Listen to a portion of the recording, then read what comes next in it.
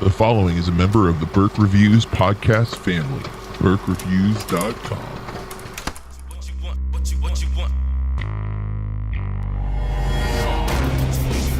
Top 5 movies. Top 5. Top 5 movies. Top 5 movies. Top 5 movies. Top 5 movies. Hey everybody, welcome to Burke Reviews Top 5 Movies. I'm John Burke, and with me, as always, is Corey Starr. Hello. And Michael Sanchez. I'm pausing because I ran late, so I'm being late. Hello. Hey man.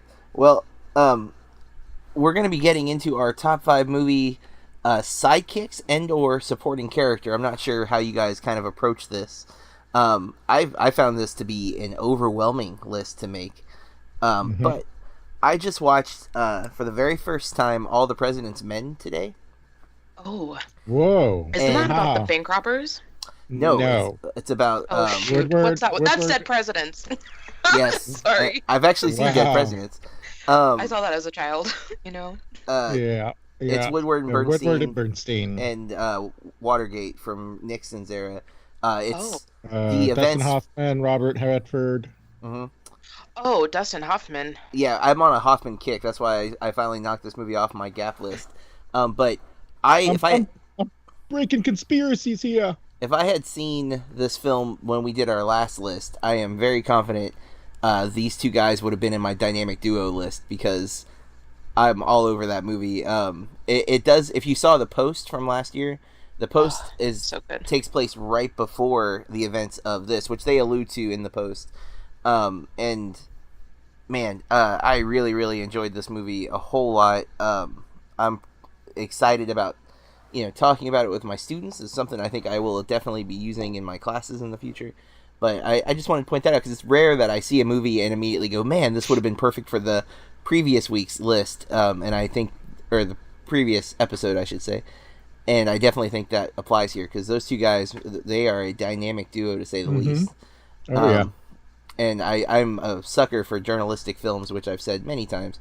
Again, not sure why I had not gotten to this one until now, but I've watched, this year, I've seen The Graduate for the second time, Midnight Cowboy, Kramer vs. Kramer, and now this. So Dustin Hoffman has greatly climbed my favorite actor list over the last couple of months. So, yeah, just wanted to bring that up. But this week, we're not talking about dynamic duos. We're talking about the guy who, maybe doesn't get all the recognition he deserves, inspired by Simon Pegg's role in the Mission Impossible franchise. He plays Benji, and he shows up in the third film for the first time, which is where J.J. Abrams directs the Mission Impossible franchise. And he's got a very small role in the third movie. We see him kind of early on, and then he has a major part to play later in the film. But he's barely any screen time. And then the fourth, fifth, and looks like sixth movie, that goes up dramatically. But he's a character I think is my favorite part of the Mission Impossible franchise. I am a Simon Pegg fan, so maybe that's why. But that got me thinking, because Mission Impossible Fallout comes out this coming Friday. And so I thought this would be a good topic for the week. Makes sense. I wonder what the impetus was for this topic. Of course, I probably would have, if I had read more closely, would have known. Yeah, I did write that in there, but it's all good. So we were all kind of tasked with two approaches. I used the word sidekick, but sidekick, for me, being a comic book nerd, has very specific ramifications, where supporting character is a lot more loose, and it could be any character that shows up in a film that just supports the lead. I was trying. I didn't exclude anything in particular, but I did notice there's a lot of tropes and stereotypes that play into this supporting character role, and that's disappointing. Oh man! But one we could have talked about. In fact, Mike, we watched Garden State for our movie club movie this past week, and Corey had never seen it before. I need to say, before you start talking about the trope, I'm really bad at tropes apparently, but as a Shins fan, I was just expecting more Shins. What? but it's. I mean, I thought they did more on the soundtrack, or you know what I mean? Like, I don't know. I enjoyed the movie a lot. I gave it must see. I was just expecting more shit. So, but go ahead with your trope. Well, Natalie Portman's character falls into the manic pixie dream girl stereotype. She exists solely for Zach Braff and to help him find love and a purpose for existing. And it's debatable. Now, you had her as a dynamic duo, that they were both going for the common goal. But if you look at it from the trope's perspective, the common goal is Zach Braff's goal, and she just latches on to it. I'm not saying you're wrong for having it there, just saying that if we were to put her on a sidekick list, you would be looking at a trope or stereotype, and I didn't avoid those for my list, but it was something I was kind of aware of, and it kind of, I think it was, painfully obvious that if I were to do my favorite main characters, most of them would end up probably being, like, male characters, and probably a very stereotypical, like, male action hero, where my side characters or my supporting characters are much more diverse, and I feel like that's possibly maybe a reflection of Hollywood, that we purposely don't give the minority characters the lead, and they end up being relegated to the side characters, thus why my list is much more diverse than a lot of my other lists have been. I'm just stuck on thinking about Natalie Portman. Ah, okay. I feel like I need to be better about the tropes. Like, sometimes I can see them, but not, but not lots of different ones. I didn't realize that was one. But I mean, it's not something that everyone has to know by name, but, like, if you point out these commonalities and you can list other ones who fall into the same category, there's a pattern that emerges, and, unless you're looking at it academically, it's not something that I think would be blatantly obvious, so I don't think you have to know the tropes, I guess is what I'm saying. I think it's a good thing to be aware of. Oh, sure, for sure. But again, I think it depends on what you're looking for when you watch a movie, To be entertained. Exactly. Well, that's it. If you're aware of them, then you're jumping out of your suspension of disbelief and you're just looking at the tropes. So, yeah. Again, I think I can approach a film in multiple ways. And I think, I'm not saying, like, I can as it's exclusive. I do intentionally, because I'm always looking at a film for a potential teaching device as well as for entertainment. And then also, I don't know that I want to be a filmmaker, but I do like to think like a filmmaker.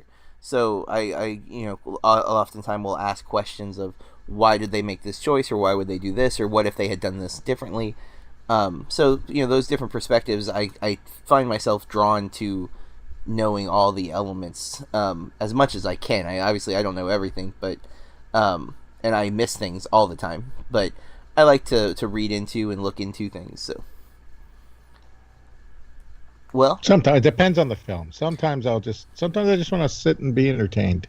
Sure, and there's definitely something to say about that. In fact, if you have not seen Sullivan's Travels from 1941, that's to anyone listening, and Mike and Corey, I highly recommend it. Partly because I think it has an interesting thing to say about films as an escapist journey and the benefits of them in that capacity. So, otherwise, you guys have anything else you want to say before we jump into our list? Nope. It's funny you mentioned dynamic duos for whatever reason, and I found the Batman Two-Face one with Adam West and William Shatner too late. I started it, but at that point I was kind of done, because the one I found first was Batman and Harley Quinn. And I kind of didn't want to watch it. It wasn't as bad as Batman Ninja. That was, and it was like, I just don't have the words for it, and I just enough to tell you not to seek it out unless you have to, or being, maybe being forced to watch something. You just tell them to put that on. But that struck me odd. There was some stuff between Nightwing and Harley Quinn that I was not expecting. I haven't seen it, but I know about it. I tend to just keep my ear on the pulse of those things at this point. Yeah, it was. I wish I'd found the Adam West one first, but at that point I was like, I don't want any more Batman. I hope I never say that, but that said, if you're new to the podcast, what we do is we make our list in secret and we reveal them during the course of the episode. This week, Corey is going to be going first, followed by Mike, then myself. And we do like to have the freedom to talk about whatever elements of the movies that we do. So, Corey. Dun dun dun. Spoiler warning. You can go to burkreviews.com and check out each of our list. Otherwise, full steam ahead. And the other thing, if you're new to the podcast or if you're a regular, Corey and I found out early on in our 2 years of doing this with Mike that Mike's watched a lot of films that we've never even heard of. And so we like to guess how many of Mike's movies on his top 5 we have seen. And this one, I mean, goodness, it could be anything. I have no idea what direction he ended up going with this. I had a hard time narrowing my list down. And while I have a few regular films on here, I think I've got some, maybe a couple of surprises. But I'm going to go first, Corey. I think you went first last time, if I remember correctly. I will say I have seen, I'm going to go big and say 3 of Mike's movies on his top 5. That is very brave. I'll go 2. All right. I think you guys are actually kind of safe with those numbers. We'll see. I'm curious. Okay. And I've been watching some not the obscure horror that Mike is known for, but I have been watching some older movies the last couple of weeks trying to empty out my gap list. In fact, I mentioned I watched All the President's Men. Part of the reason I picked that, I am very slowly and methodically picking through the AFI Top 100 list, and I have now seen half of the movies on that list. I have hit 50 exactly with All the President's Men. So I am 50 movies into the top 100, well, not top 100, but the 100 must-see movies from the AFI list, with several ones I have not seen being from the silent era, and those may not get watched anytime soon. Not because I don't like them, I don't have access to them yet. Okay, I was going to say, come on, that's only 100. You did one every day. Oh, yeah. Not that long ago. It's more about access to, there are several films on the list I do own, that I just need to watch, and some of which I'm avoiding for time because they're long, or some of which are like I know subject matter is going to be difficult. And one like a big gap list for me still. I've seen several of Kubrick's films, and I don't count Space Odyssey. I did see it, but I was very young when I watched it, and I know I need to rewatch it. But I've seen so much of it, like out of the full context of the film that it's just. The length of it and the fact that I know a lot of the major moments I've kept from rewatching it. But I've never seen Clockwork Orange. And I know about the film, so I know the subject matter gets kind of tough. Especially the iconic Singing in the Rain sequence. And so I've been kind of avoiding it for that and for the length. Because Kubrick does have a tendency to go a little long. But those are both on the top 100 that technically I've seen one of them. But I don't count it because I was so young when I watched it. Anyways, we're going to get into our list. And we are again doing top 5 sidekicks or supporting characters. Corey, give us your number 5. Okay. I had to put this actress on my list, so I kind of had a hard time, because I feel like she always plays a side character, choosing which film, and she always makes me laugh. But I chose Patricia Clarkson as Rosemary the mom in Easy A. Oh, she's hilarious. Cool. And while maybe I wouldn't necessarily want her to be my mom, maybe I would. I feel like she'd be fun as a friend's mom. I actually love both of her parents in that movie. Yeah. She's very hilarious. And I feel like Patricia Clarkson always plays a mom. Or, because I also was torn between her role in Friends with Benefits, because she is so hilarious in that, and she has less screen time in that one, but so I went with Rosemary from Easy A. Okay, I really like that movie. I actually I don't own it. I've almost bought it like twice in the last several months. What it does for the Pocket Full of Sunshine song is amazing. I just started singing to myself. Yeah, it's hard to not sing that song for days after watching that movie, but and Stanley Tucci plays Emma Stone's father in the movie, and he's super funny as well. He's fantastic. Yes. Well, I mean, just overall, I'm a fan of his, except not so much in The Lovely Bones. Oh, but yeah. I gotta be honest. As much as I love Emma Stone, I haven't seen Easy A. I know of it. I've seen bits of it, but I never finished it, so I can't really add much more than that. But It's pretty Stanley funny. Tucci's a sell for me, so Yeah, I mean, not that Emma Stone isn't already. yeah, and there's some really funny scenes in the film, and I mean, it's kind of a like a retelling, or at least a very blatant parallel to the Scarlet Letter, which is actually they're reading the book in her class. Right. And it's got some interesting things to say, and I don't know, it's maybe an underrated comedy, or at least overlooked comedy, but I think it gets written off like other movies. Like, I feel like Clueless got written off for a long time, or Mean Girls, and I think that it is kind of in that same, that if more people gave it a chance, and it's not as vapid as you think, I guess. yeah, I agree with that. I every time I watch it, I'm a little more impressed by it, so maybe it'll get up there, because I think it's more recent than the two other examples you gave. So it is. It just hasn't hit that time frame that it needs to hit to be taken 2010. seriously. It's close then, I would say. It's in the ballpark. It should be starting to get its opportunity to get to that level. 2 more years and it'll be a decade old. There you go.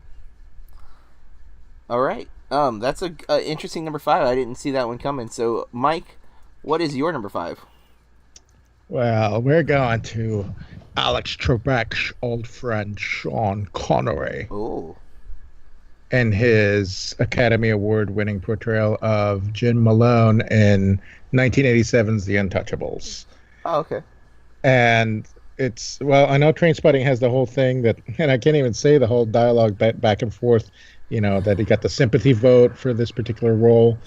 And because we're used to Sean Connery as 007, as the lead, as I jumped to Alan Quatermain, which I kind of liked League of Extraordinary Gentlemen, but not loved it.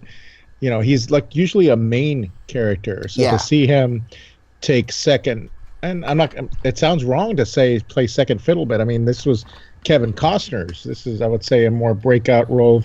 I mean, Silverado was the breakout for him. He lucked out with that one, but this is another one that got him further along and getting the other roles, playing Elliot Ness in a very loosely adapted adaptation of The Untouchables. And just the lines, you know, the Chicago way lesson, the here endeth the lesson, some of the lines I can't repeat, the whole, you know, trying to interrogate one of Capone's men as they're having a raid and holding up what the perpetrator doesn't realize is a dead body and just shooting, you know, and the Canadian Mounties not getting along with that at all. Just, it's weird. I mean, I don't know that he's so much well, he is kind of a sidekick, definitely supporting, and he's just so good to me in it. It's weird that I have him at number 5. I jumped back and forth with a couple of them, and I bumped a couple of my picks down to the second string, but that's who I wanted to start my list with. I debated my next pick. I probably should have flipped them, but I don't know why I put them in this particular order. But there we are. Well, you know, when you said Sean Connery, the first movie that I thought of with him being a secondary character was Indiana Jones and the Last Crusade, because, you know, so often he is the lead. So it was interesting to hear. This is yet another gap movie for me. I've not seen Untouchables. Brian De Palma's films are among my least viewed, not by design. It just seems to be a trend. I've now seen Scarface and Carrie, but I saw Carrie so long ago I don't even count that. I need to. This is a movie I need to get off my list.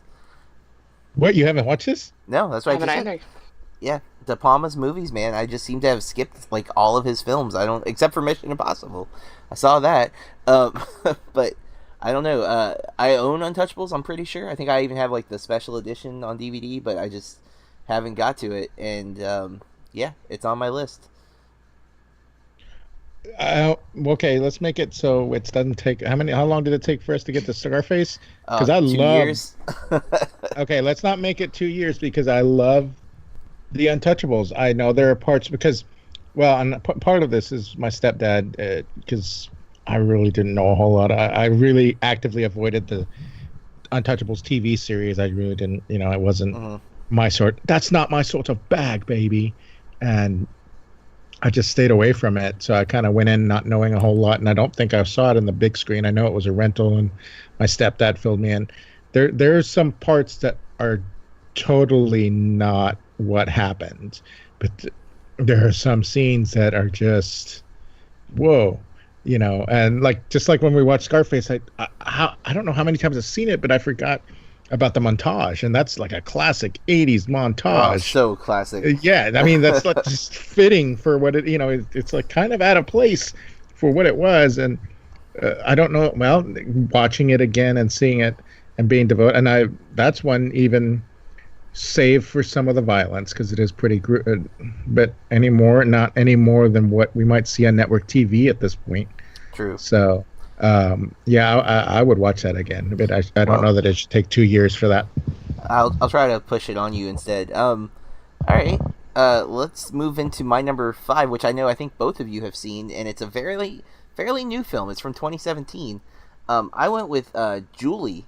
That's the character name from Lady Bird, played by Beanie Feldstein. I'm not sure, but I love Lady Bird. I think that's been made very, very clear. I saw it 3 times in the theater, and Greta Gerwig, great job. Saoirse Ronan, amazing job, and that's what makes Beanie all the more impressive because she's in this movie with these super well-known actors and actresses, and they all are excellent. But man, Julie stood out to me throughout the film. Every single time I saw it, the little things like her little crush on her math teacher, and how the way she would start to say something and realize that wasn't the response that should have been said, and she would shyly and bashfully play it off.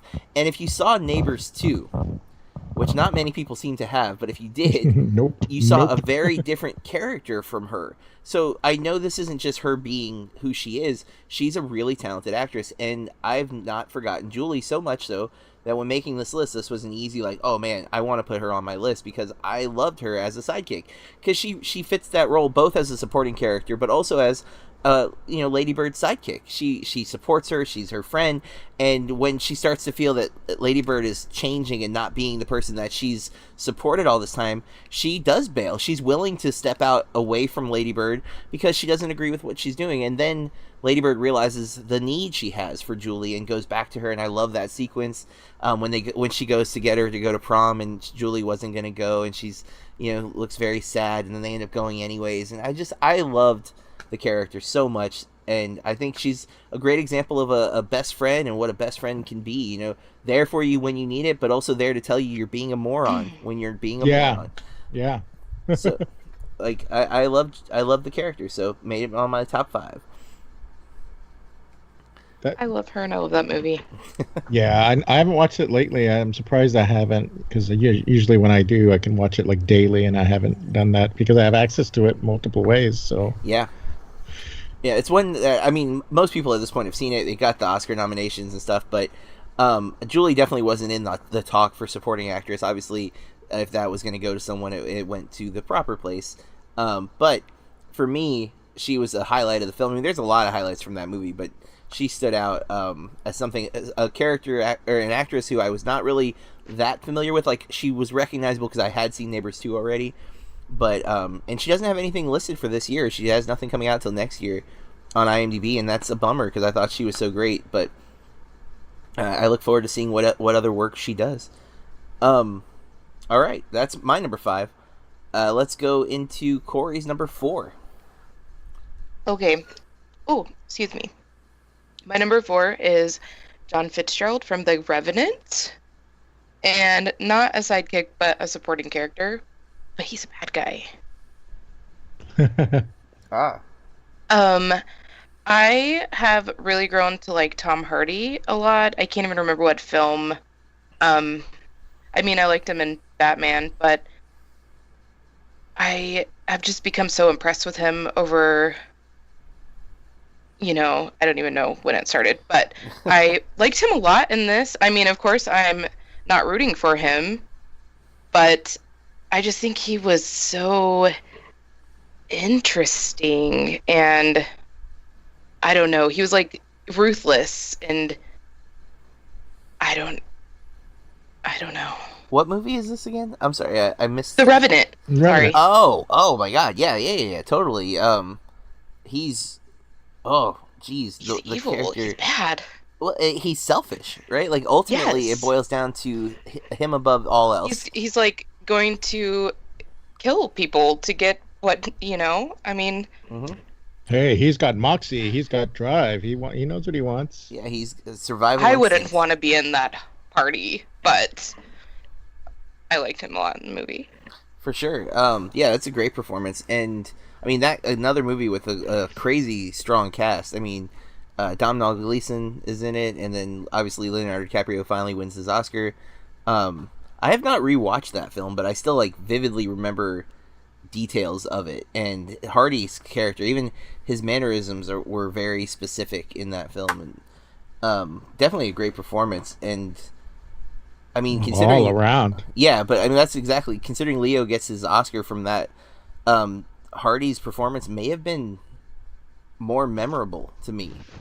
Like, I mean, it's hard to forget Leo being like mauled by a bear, but aside from that, And living inside of a What was he just mauled though? I'm just gonna use the word mauled because this is a. I felt like I was gonna throw up while I was watching the movie. I mean, yeah. if you're listening and you haven't watched it, prepare yourself. Take a baggie. It's just like those 70s exploitation movies. Oh no! No one will be admitted when the bear mauling scene has begun.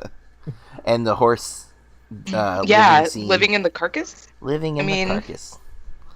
Sounds like a weird song. All right. It does. I actually imagined maybe Weird Al doing a parody for Aerosmith's "Living on the Edge." Living in the I don't carcass. know. Yes. Oh man, let's make it happen, Weird Al. Our regular listener, Weird Al. Just tag him and everything.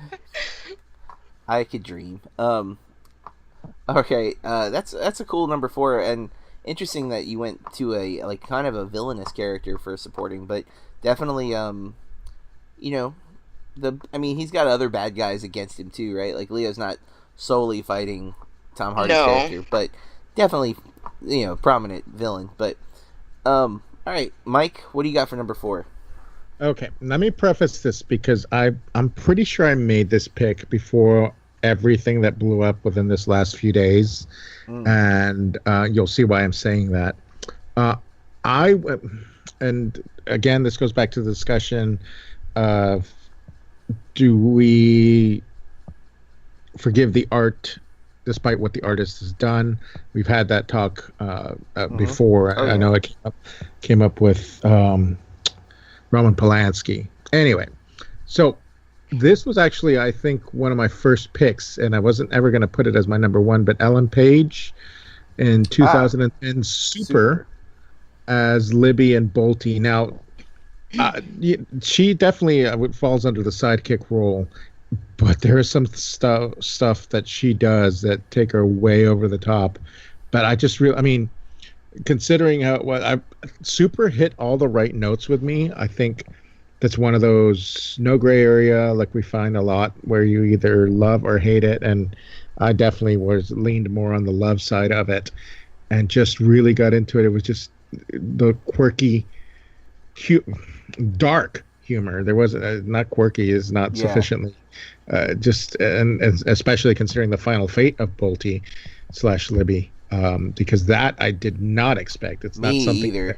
I ever see in a major production, and if you haven't put it together, you guys have, because that's a James Gunn production, and with everything that's happened, I went ahead and just kept it on my list because I had already picked it. Well, she is I've only seen this once, but that movie like burned into my brain because there were so many things that I didn't. I like comic book movies, and this was 2010, so I rented this on a whim. I don't even think I was an Office fan yet, so I don't think I knew Rainn Wilson as an actor. But I like Ellen Page from Juno, and so I'm like, superhero movie. It's got her in it. Why not? And I was hooked pretty much instantly. I thought, this is so cool because it's grounded realism, superhero, kind of thing. And then that sequence, her fate, as you said, and I'll leave it at that, shocked me that I've never been able to get that image out of my head. Like, much less what happens, but just the way he shows us. I was just like, what? And I mean, it's very realistic. That's technically what would happen if people were in that situation. That's what happened. And it's definitely got the shock factor. Yeah, and I kind of want to rewatch this, but I think I know, because I know that it's been hard to go back to.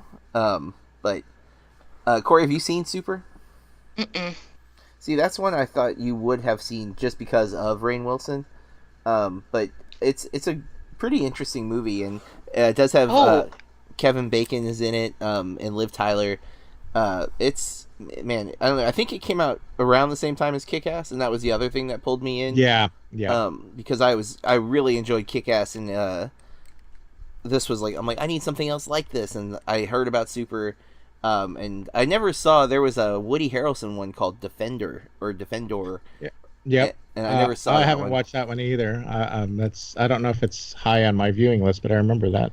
It was for me when it first came out, because I was like, oh, I like Woody Harrelson, and it was in that, it looked like it was in the same vein of this kind of realistic superhero, but I didn't hear much about it, so I think it finally just faded away from me. But that's a cool pick, Mike. I like that. And again, it is up for the questionable, is it okay to still like that movie?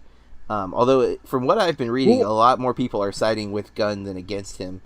Well, I mean, let's bring it up, and I even sent it, I think, to the other group chat.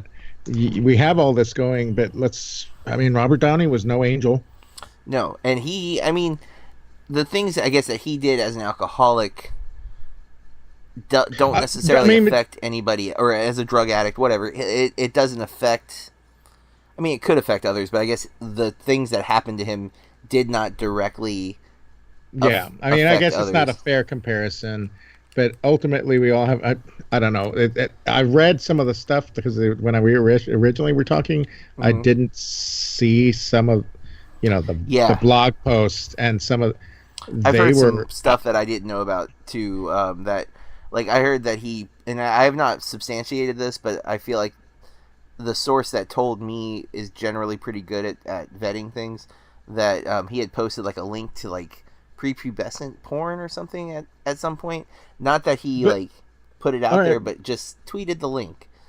Yeah, and that's the things like that where it's hard to look past. And this is no excuse. This is a guy that's coming from Trauma Films, and Trauma. Lloyd Kaufman just lets everything go, but this is a guy that did PG porn as well, and I don't know. Are you guys? I guess not familiar. No. That's okay. He drew, like, I think Nathan Fillion was in one. Pretty much, I won't say, just kind of that circle of friends that they have, and they do a PG version of what you might see. And I forget. I think because I kind of look and see what James Gunn was doing. It's like, what? Oh, you know what I mean? Yeah. But there we are. Well, yeah, and we won't get into that debate, but it is something that's out there, and it's it's something that when you're a movie fan, you're going to get into that conversation in some capacity. But let's move on to my number 4.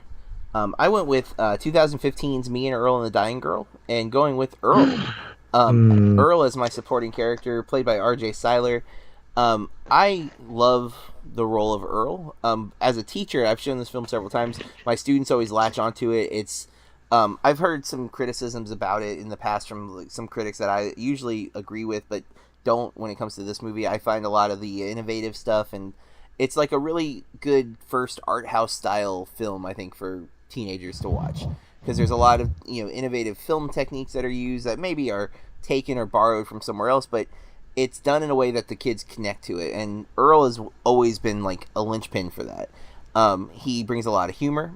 But my favorite scene in the movie, and what made him earn the number 4 spot, is when he meets Rachel for the first time with Greg, and not necessarily meets her, but they interact as a group for the first time, and they're high on accident. They think they've gotten drugged by their teacher on accident, and Greg is being stupid, and he's not following like the lie that they established, and just the way Earl reacts, it's so natural, and yet he's a really, really loyal, good friend, despite the fact that Greg refuses to call him a friend, that he's a coworker.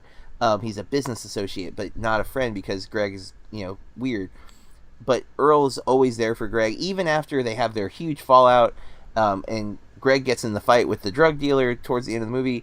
Earl runs up and saves him. True 100% sidekick to Greg. And Greg doesn't deserve it most of the movie. I mean, by the end of the movie, I could argue that maybe he deserves Earl, but at the beginning of the movie and through 90% of it, Greg does not deserve to have a friend as loyal as Earl. And so Earl earns a spot on my list as a result. Yeah, this is one of those that I did not want to get into because having, I still haven't watched Fault in Our Stars, and there's a couple others that I'm like, ooh, I don't know. And my daughter said, no, watch this. And I'm glad I did. Just going through the whole, I don't know that I have a copy of the novel. I'm positive I will love the novel. For all novels, I think I bought The Perks of Being a Wallflower before this, and I haven't even seen the film for that one. But yeah, I really got into this. I need to watch it again.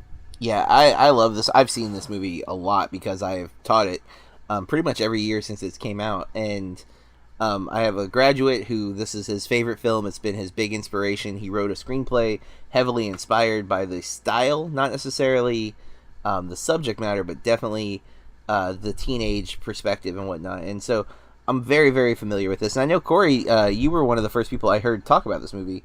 So I know you're a fan. I love this movie a lot. I've been thinking about this movie recently because I haven't read it yet, but they're about like pediatric patients and their rights as patients and their medical care was kind of brought to my attention, and automatically I started thinking about this movie because she decides not to go through with chemo. So I've just been thinking about this movie a lot for like the past week or so, but I love this movie. It introduced me to a musician that I now love, that I was aware of before, but like his first 4 or so solo albums are some of my favorites. Brian Eno. I love Nick Offerman in this movie as his dad. And I'm forgetting who plays his mom, but his mom is pretty funny too. Yeah, Connie Britton, who is also big thing is on Nashville, and I think she was on American Horror Story like early, like season 1 or 2. Mm-hmm. That's where I first knew her from. And I love how much they love film. Yeah, and that's they go a to big that thing for like me. attic-looking store, and they're like rifling through the, Yeah. Well, I don't know. All right. That's my number 4, Earl, from me and Earl and the Dying Girl. Let's go to Corey for her number 3. Dun, dun, dun. My number 3 is from a movie this year. Yeah, a movie that we just talked about and that I just saw, and I'm so glad it was screening in my area. I chose Ted Danson as Dave, the bartender / marijuana enthusiast in Hearts Beat Loud. I think that, and I said that I hadn't felt like I'd seen him in anything recently, but I loved him so much in this, and I liked this character for him a lot. I like that his place was kind of where Nick Offerman's character gravitates when he, I guess, needs a few moments, or he needs, comfort, or he just needs to talk to someone that obviously has known him for a long time. And it's a dive bar, guys. Let's be real. But it's a hipster trendy bar, according to the article. So yeah. So when you want to get the authentic city experience, you go to a hipster trendy bar. Well, that it was for hipsters to go there. Like it's not. It's a dive bar, like Corey said, but because it's a dive bar, the hipsters are flocking there because it's the authentic city experience. Yeah, it was included in some article or something, I think, right? Yeah, I don't remember what paper he says, but it's there. But it's from Hearts Beat Loud, which is in my top 10 right now for the year. I don't want to say specifically where, because in January we'll do our top 5 movies of 2018. And this is a contender, and Ted Danson's character fits this criteria. Not only is he barely in the movie, but he's hilarious. Brett Haley does such a good job. That's the director, writer, of establishing that friendship without, beating us over the head with like exposition. We can tell there's a history between the two guys. And Mike, you saw The Hero, if I remember correctly, right, with Sam Elliott? Yes, I really yes. Same director, same writer. Okay, And it's funny you mentioned that because I was digging it up in IMDb, and I'm thinking, just the premise, right? Just that little blurb, and it's funny because it's when they have the right hook. I'm thinking, was it Rudderless? oh yes, Oh. I love. Okay, Rudderless. so I mean, because I saw that when and I think that it was because of you all, and I'm like, okay, I will just by who is in this, I am positive that I'm going to like this. Mike. Unfortunately, it was just at the Polk Theater, and that's what I took my daughter to see it. But I saw it the first time at the Florida Film Festival, and Corey saw it the same night that I saw it, if I remember correctly. Like when I took my daughter to it, but it's so good. It should be out in the next month or two, I would think, on VOD, and I will most likely be buying it because I just was so taken by it both times. And Ted Danson is great in this. Toni Collette, you could argue, would fit this criteria as well. And Sasha Lane, for sure, could have been picked from this movie to be on these lists. And not to dispute, Ted Danson works. I think if you look at Nick Offerman as the main character, Ted Danson is his sidekick, for sure. So I totally agree with the pick, and I think it's a good one. Thanks. Mikey, what is your number 3? I'll go with an old standby. I wanted to push this up higher, but 3 was as high as I could go with it because of my last 2 picks. I feel pretty good about my number 2 and 1. I went with Jeff Goldblum as Dr. Sidney Swibel, or New Jersey in the Adventures of Buckaroo Banzai Across the Eighth Dimension. Aha! You guys thought I was going another. Yeah, I know I wasn't going Dr. Mel, who's really good. He's very, dynamic, and not that he isn't in this. I don't know. He's green. He is a neurosurgeon. He's kind of assisting Buckaroo Banzai in surgery, and that's how he just kind of stumbles upon, hey, do you want to work with me? Sure. Can you? And he's like, I can dance, and that's. Then he's part of the Hong Kong Cavaliers. I guess it's really easy to be all right, let's be honest. And Jerry Seinfeld has this whole bit that guys, and Corey, you can attest this because you are married to a dude. We just saw this. We have this lower level superhero complex. Just the other day, and my daughter laughs. We all laugh at this when we see people driving down the street with a mattress on top of their car and they're holding it with their arm. It's that lower level, a big breeze going under that mattress, and how stormy. I don't know if you heard the thunder a few moments ago, but that's going to lift no arm, unless you are some sort of low. Okay, that's what it seems like, and this is what in my mind I associated with the Hong Kong Cavaliers, because these aren't guys with superpowers. They're intelligent guys. Perfect Tommy, I guess his job was to be perfect, but so it was relatable to me. I mean, I'm not a neurosurgeon. I never had any aspirations to be one, but I'm like, ooh, and here's where I really, really debated, because there was a child, and you can never do this in film now. One of the irregulars, which is like the third string, of his cadre of people that he works with, was a kid. And he didn't have a scouting uniform, but he's carrying around a semi or fully automatic rifle. Yeah. And it's like, whoa.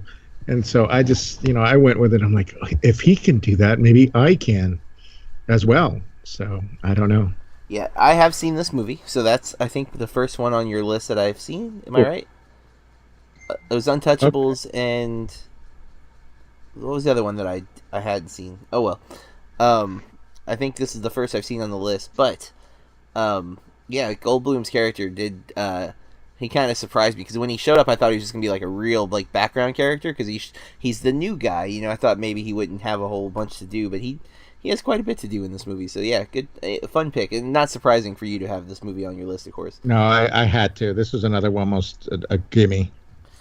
Well, it makes sense. I don't know if I tagged you, and now I'm forgetting. It's Shout Factory, I think, is doing a reissue of this. I can't remember if this one, and there's another one that's being reissued that I was like flipping out about. But yeah, I think I remember seeing that.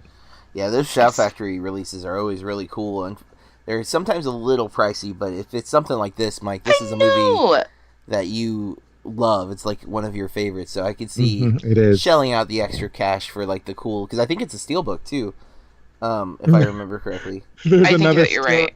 steel book that I can't remember. Anyway. But guys, come on. A reissue of Creepshow is $40. Yeah, but it's a once in a kind of blue moon type of thing. And they do it. It is limited print too with Shout Factory. I think they only do so many copies, so it has a resale potential value at some point. So, all right, let's go to my number 3. I went with another 2017 film. I couldn't help it because when I was thinking of amazing sidekick or supporting characters, how could I not include Daphne Keane playing X-23 or Laura in Logan? Okay, let's jump in. Let's jump in on this. Uh-oh. That's my number 2 pick. There you go. Well, hold on. Let me say my piece, and then you can say yours. But I was so impressed with her as both an actress, because she is a kid, and she's able to stand there with Hugh Jackman and, you know, for a good chunk of the movie, say nothing, and yet convey so much to us about her state, her emotions. And she's awesome. She's right there with Wolverine, like as awesome as Logan can be, slicing and dicing.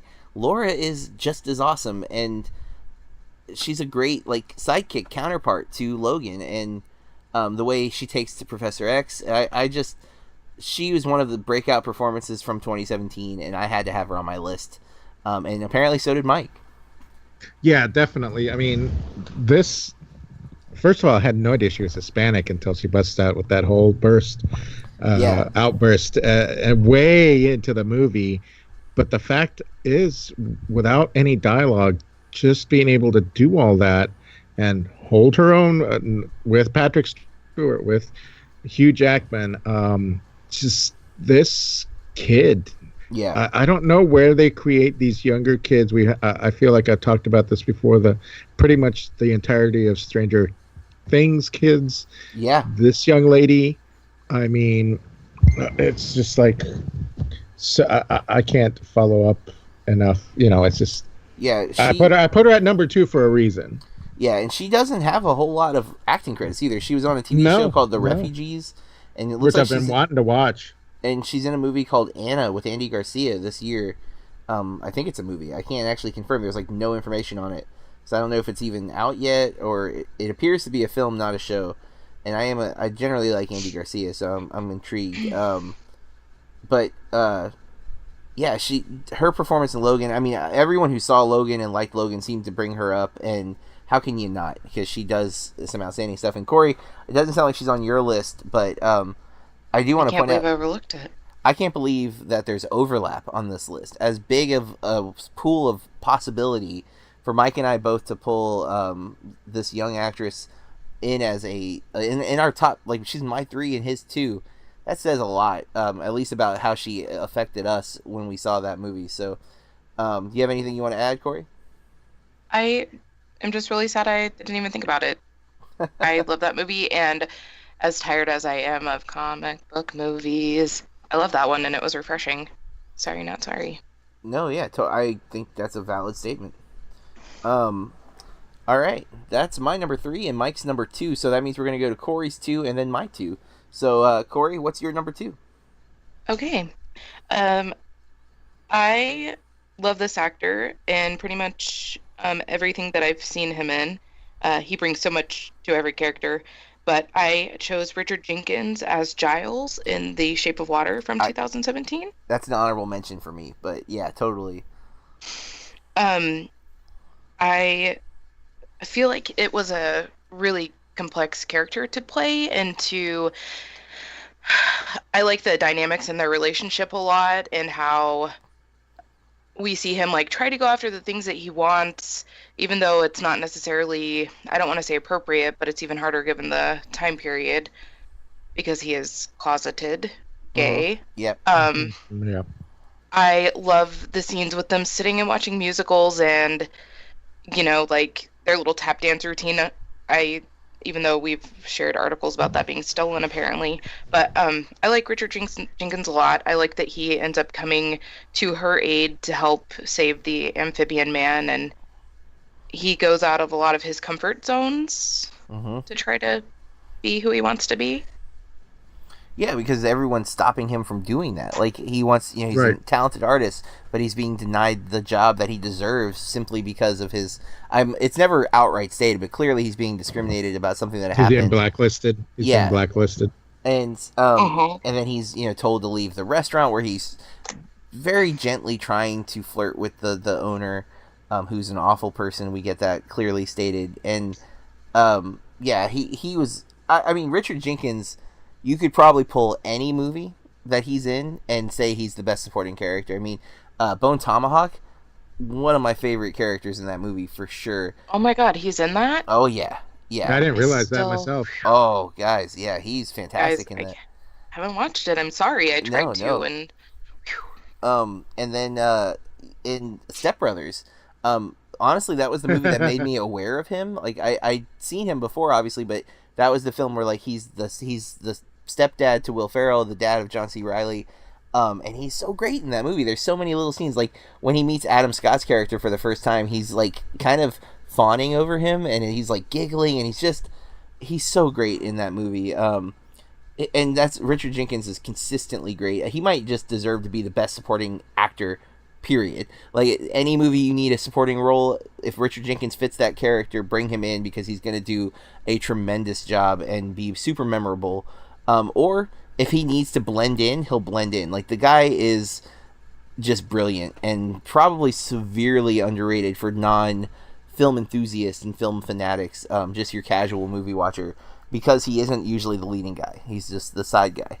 But But definitely... he's very good at it. And Oh, he's terrific. There's a slew of people that are, Kevin Smith and Ralph Garman has that are the glue. Yeah, glue works. For these roles that they're not the main, they're an essential part of it. That they, the film would be very hollow without these people to fill that in. They have a very important job. True. Well, let's move over. Mike's number 2 was again Laura from Logan, and then we moved to mine. I went. If you noticed, my first movie was Lady Bird 2017. Then Me and Earl and the Dying Girl 2015. Then Logan 2017. It's all real recent, and that's when you're doing a list that has this many options. I think a lot of times it's what's most fresh in your viewing history. And while this movie that is on my number 2 is from 1954, it is recent in my viewing history because I teach this film usually every year. And it is Alfred Hitchcock's Rear Window, and I'm talking about Jeffrey's nurse, Stella. Now, Jeffries is played by James Stewart, but he has a nurse because he got hurt on the line of duty, and so he has a nurse that comes to his house to, check on him, make sure he's doing everything right, and like she massages him and stuff. And it's played by Thelma Ritter, and she is just such an amazing character in the film because she is the sidekick, and she shouldn't be. She's an older lady. The only attachment she has to Jeffries is that she's a paid nurse, but she gets wrapped up into the mystery of the film, and he suspects, if you've never seen Rear Window, that a neighbor across the courtyard has murdered his wife. And Stella goes above and beyond her responsibilities as his nurse to help him solve the mystery. And she takes so much stock and she puts so much in to the character. When I'm thinking about sidekicks, I'm like, man, Stella rules in this movie. Now, I could have made an argument for Lisa, Grace Kelly, and I feel like that would be just as acceptable of an answer, but she's Jeffrey's girlfriend. There's more of a personal connection there, obviously, than the hired nurse. So Stella goes, I think, above her expected responsibilities, and that's why she's my number 2 pick. It has been a long time since I've seen this, so there's a lot of stuff I need to see again. I like I said, I watch this probably at least twice a year, because I show it to usually 2 classes, and so I will watch it with them. And I'm a huge James Stewart fan anyway, so anytime I get to watch a James Stewart movie, I'm usually excited to revisit. So, And Corey, you've seen Rear Window, right? No. Really? I don't think so. Well, then this one needs to be added to your must-see list immediately, because it is one of my favorites. I think it's one of the most accessible Hitchcock films, too, because it is... It's streaming somewhere. I just saw it. And it's a story that's been redone several times. An actual remake, Rear Window, with Christopher Reeves, after he was in the wheelchair, so he's legitimately in the wheelchair. I've not seen, I don't know how good it is. I've heard not great thing. And then Shia LaBeouf has a version of this called Disturbia, which worked really well. I've not seen that either. And, what? And then I've only seen it once. Oh, and then The Simpsons did it on an episode where Bart was injured, and like they recreated the Rear Window element. So yeah, it's a classic story, and one that I think the Hitchcock version is definitely everyone should check it out. So that's my number 2. And that leads us to the final 3 entries, our number 1s. Corey, what's your number 1? Okay. I don't even know what to say about this guy. He's not a good guy, but he's not the worst in the group of friends. And this one isn't a surprise either. Spud from Trainspotting. Ah, okay. Which I kind of died when I think it was you, Mike, said something about Trainspotting earlier. Yeah, he did. I did. He has always not so secretly been my favorite. I mean, obviously I do love Ewan McGregor in this movie, but Spud just steals the spotlight for me, and there's just something so goofy and ridiculous about him, but it's never... I don't know. Like, I always think of the bed scene when he stays over with his girlfriend with the sheets. Oh my god. Yeah. I don't know. But like I said, he isn't a good guy, but of the group, I feel like he's pretty loyal. He doesn't try to, do them, like, I mean, he doesn't try to go out of his way to do awful things to get ahead. Yeah. Go ahead, Mike. Well, he's Ewan Brenner is always. I like to see him in all the different things because he pops up in a bunch of different ones But of all of them, Renton is the one we associate with, but he's like the every dude and the one that you just feel badly for because, he got the prison time. He doesn't. It's hard not to like him. Yeah. And I mean, I agree, and we get to see more of this character in Trainspotting too. But yes. Yeah, he's definitely a sympathetic character amongst a crew of kind of, not sympathetic characters. Not that he's innocent, but there is something about him, like maybe it's the childlike wonder. He seems to always be a little more oblivious to the wrong of his life. That you feel a little more sympathy, I think, towards Spud. So it makes a lot of sense to me to have him as a favorite. And I know you love this movie a lot, so it makes sense that he ends up as your number 1. Thanks. Mikey, what is your number 1? All right, this will be bad because I have my repertoire of no voices that I can do, but I'm thinking about the bit that they do on the Mike Kelta show and I'm pretty sure it's Mike Kelta that he always does Andy. Oh, I know what this is. And it's basically him trying to do Morgan Freeman as Ellis Boyd Redding in The Shawshank Redemption from 1994. Now, I mean, he is definitely more than a sidekick. He is the narrator. Yeah. I mean, Dufresne is the main impetus, the whole character, and here's the thing. I read Stephen King's Rita Hayworth and The Shawshank Redemption many years ago, kind of filed it away, reread it. I'll revisit my books when I get a chance. It doesn't happen a whole lot. But the last person I ever would have expected to be cast as Red was Morgan Freeman, because I felt that in the novel it was implied he was Irish, red, like red hair. And you know what? It worked. He was Red. I don't know. And I think they even address it. I don't know why they call me Red, or I guess that makes sense with Redding being the name, but still. And I guess, I don't know. You're right. He does narrate. He's the main. I don't know.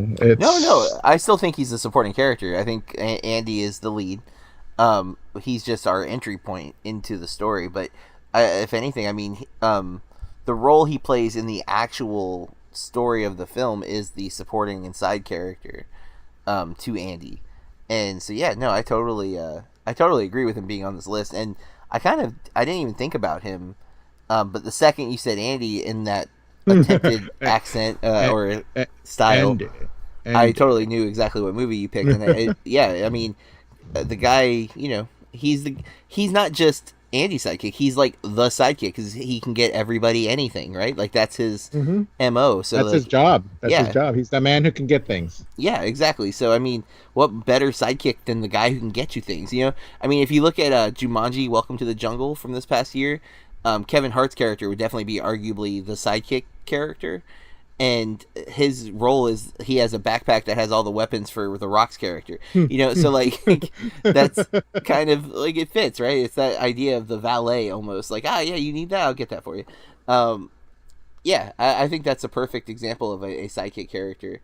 And to a degree, I feel like my number one kind of fits that, but we'll wait because I don't know if Corey wants to add Shawshank Redemption commentary. I haven't seen this in a really long time. I need to revisit it. But I just watched it for the first time like 2 years ago, so it's kind of fresh on my brain. Corey.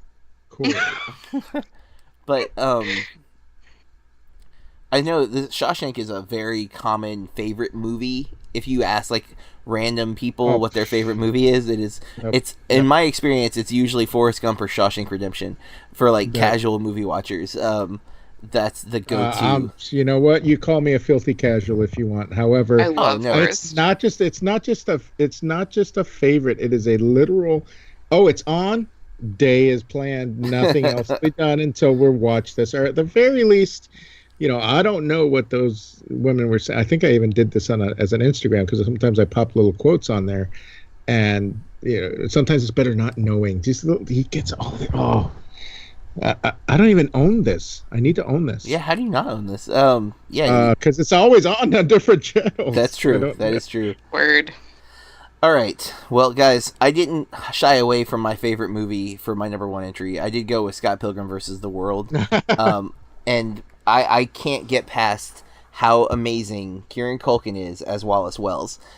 He is probably my favorite element of Scott Pilgrim versus the World, and I love pretty much everything about that movie. But when we look at a sidekick or best friend type character, think Wallace literally supports Scott. If Wallace isn't there, Scott has nothing. Scott lives in the apartment with Wallace. Most of the belongings belong to Wallace, and it is made very clear in the film. And while Wallace is cynical and oftentimes is not really trying to help Scott, ultimately he always does have Scott's best interest at heart. Even if it doesn't always come across that way. So many examples, like when Envy calls Scott, Wallace was giving him crap, but when he realizes it's Envy, he immediately becomes the friend, and he's concerned and he's worried. Constantly, over and over again. Even when he gives his kind of, indifferent advice to fight, the first guy. I mean, I love Wallace Wells so much. Every little joke, every little nuance of Kieran Culkin's performance in this movie is amazing, and I think the best sidekick in movie history. Hence why he's my number one. You know what? I'm not surprised that you picked this film. It's You're right. That whole scene where it spells out exactly what Scott owns, which is literally nothing. Yeah, it's nothing. And without him, who knows what Scott would have been dead. He never would have met Ramona because she wouldn't have given him a second look. He would have been destitute on the street.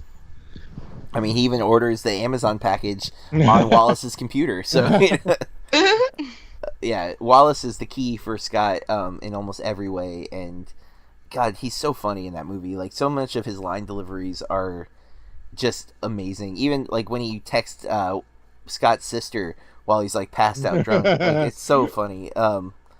Wallace and the boyfriend stealing. Yeah, the boyfriend stealing. I mean, Kieran Culkin is an actor who I've become a huge fan of because of Scott Pilgrim. Like, I obviously saw him as Fuller in Home Alone and Home Alone 2, Lost in New York. But I've seen Igby Goes Down, and there's a TV series that he's on right now. I think it's HBO or Showtime, where he is one of 3 siblings trying to take over their father's like company. And I think it's called Shattered or something like that. And it looked really good. And mainly it looked really good to me because of Kieran Culkin. I just think the way he delivers lines. Infinite Baby is a film of that, or Infinity Baby. I can't remember which one it is, but it's something like that.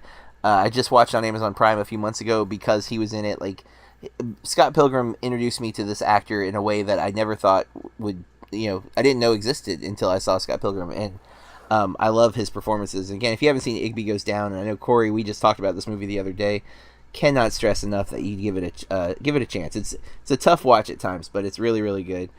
Plus, Jeff Goldblum's in that too. What more do you need? And Claire Danes. Ooh, that's Your favorite crier. Yeah, she's awful. But yeah, and go ahead, Mike. Well, I've watched this, but it's been a long time. For Scott Pilgrim, or Igby Goes Down? Igby Goes Down. Mm-hmm. Yeah, I watched it just a couple years ago, and Ryan Phillippe's in it, which is Weird. Not a draw. Not really for anybody. But well, for Reese Witherspoon at one point. That is our top 5 movies, sidekicks and/or supporting characters. It sounds like we went more kind of in different directions, but I think both apply. I want to point out that I did see 3. I saw number 3, 2, and 1 from Mike's list. In fact, we shared your number 2 on my list with my number 3. And Corey, I think you might have matched the 2 because you saw Logan, and I think you saw. Oh wait, no, maybe you didn't. I think I only saw 1.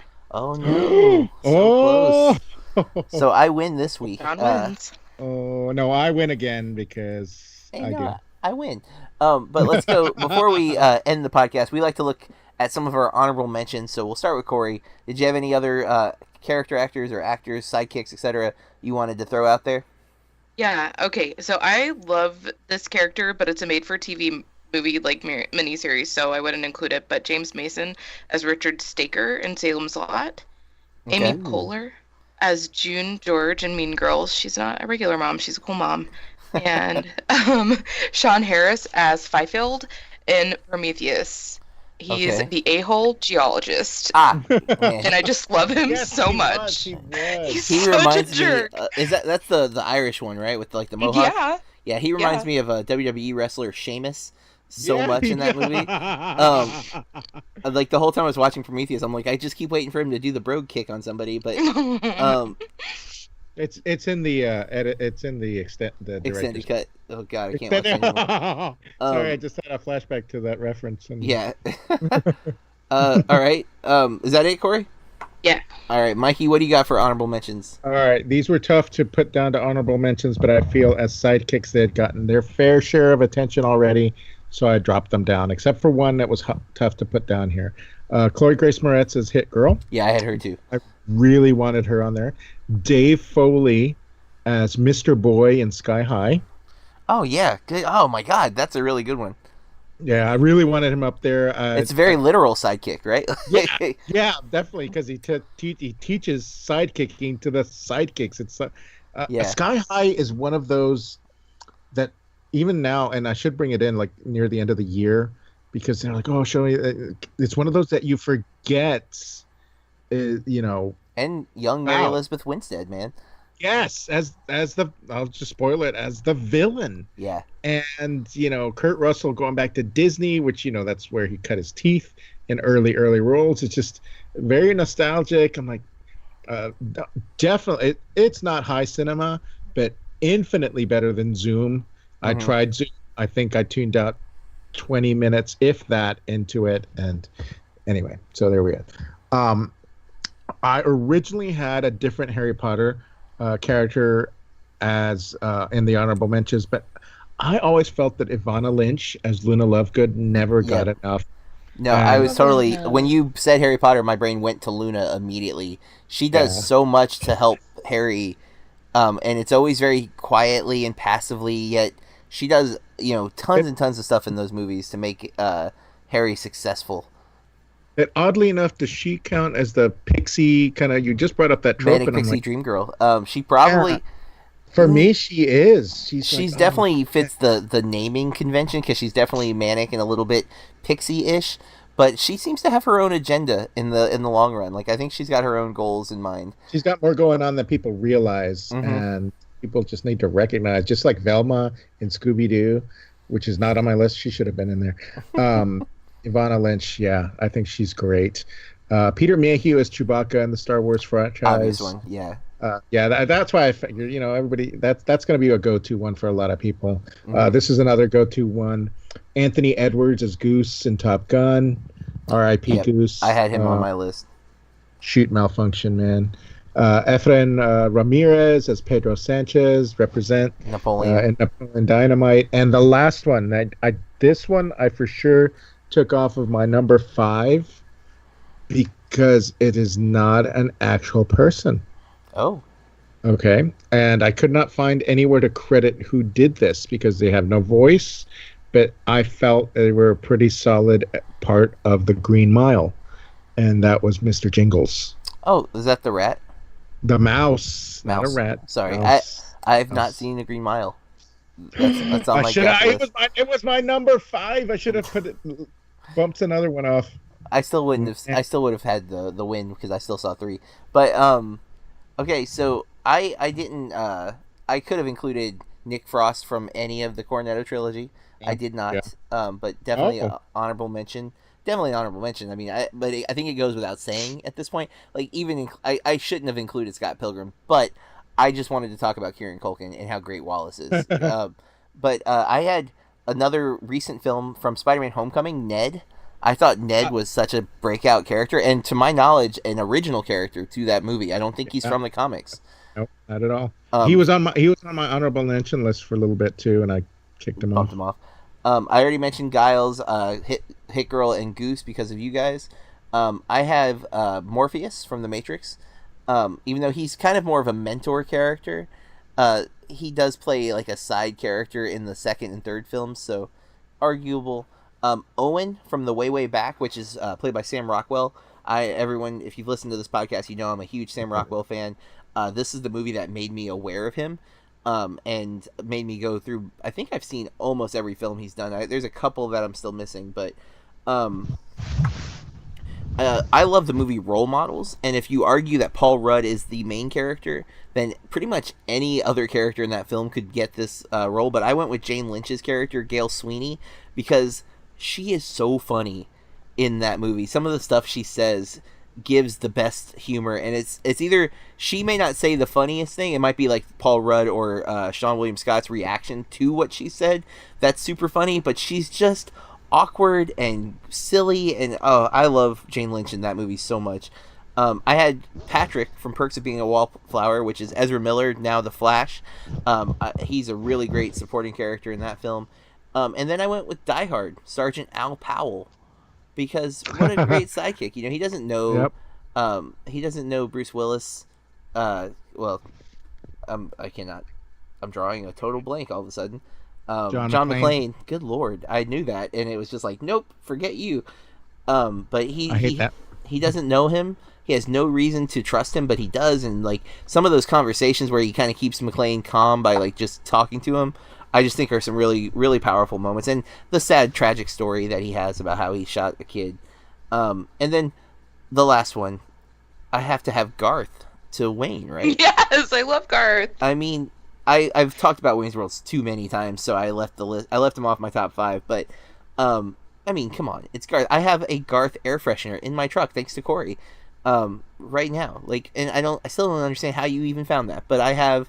My Garth. local record store. If you guys ever come visit, I'll take you. I love Garth. I dressed up as Garth for Halloween one year when I was like 11 or something like that. So he's been one of my favorites. And to be fair, there's no good film version of my favorite sidekick, but I love Robin. I've always been a huge fan of Robin. I grew up watching the Adam West Batman. I guess I could have went with the 1966 version of the film, the Batman movie. And had him on my list. That probably would have been the best, because let's be real, Chris O'Donnell's Robin, not so good. We didn't get a Christopher Nolan real Robin, almost. And then Sorry, I'm having Oh. a flashback of Alicia Silver. It's me, Bruce. Oh, It's me. so bad. And then we all thought we were going to get a Robin in the Batman versus Superman or something, and we've been hinted at and teased a Robin existence, but we've not seen him on screen. But Robin is my favorite sidekick, and I just I didn't have a good version to put on my list, but I have to at least mention that. So I wanted to interject. yes. The Dark Knight is going to be screening. So far, they've only released very select theaters that are going to be screening it for the 10th anniversary. But let's all cross our fingers. Yeah, I would love to see it on the big screen again. I did see it in the big. I actually saw that and Live Free or Die Hard, I think, on the same day. Unless I'm confusing the dates. Maybe it was Batman Begins and Live Free or Die Hard. Whichever one came out the same day, I saw them same day, close to Christmas. Obviously, the Christopher Nolan film, much better. But I do like the Justin Long co-starred Live Free or Die Hard. I can't help it. But, alright, folks. That's our episode. We'd love to hear what you think should have been on the list. Who are some top 5 sidekicks or / supporting characters that we left off or that we didn't mention? I'm sure there's some obvious ones that we didn't bring up. Do note that we did mention Chewbacca because we totally know that he's a kick-butt sidekick. But you can reach out to us at contact@burkreviews.com. That's contact@burkreviews.com. Or you can follow us on social media. I am at burkreviews. Corey? At Corey R Star, 2 R's on the end. And Mike? At Server Monkey. And, of course, you can read reviews and other things at burkreviews.com, including listening to this podcast. Please subscribe on iTunes or Google Play. And, most importantly, tell people about us. If you listen, if you like us, don't keep us to yourself. Share it. Let people know about the goodness that is Burke Reviews' top 5 movies and or Burke Reviews Movie Club. And maybe we have a new podcast idea in the works. Until next time, keep watching movies.